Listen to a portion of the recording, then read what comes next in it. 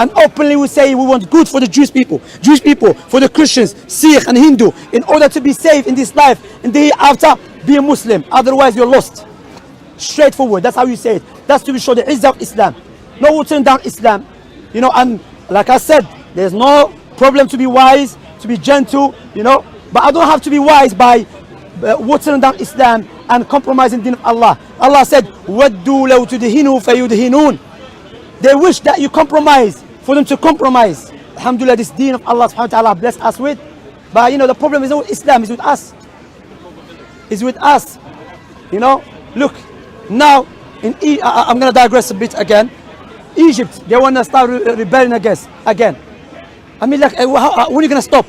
Every time we bring someone wants to go out against him. Why? Because they don't want to go back to Islam. What they want to do, they want to go back to somewhere else, Islam. Now, in order for us to be victorious, follow Islam, Quran and the Sunnah and of the Sahaba, and be aware of the misguided individuals who their main target is just talk about politics. The man doesn't know what is the 5 pillars of Islam and tell him about Sisi, what he's doing. I mean, like, how is going to have Sisi, this guy? How? This guy Miskini has his own problems in his house. You want him to have Sisi? Wallahi, like, and when you say that, what they say you justifying the oppression. I'm free from the oppression, how are we going to justify it?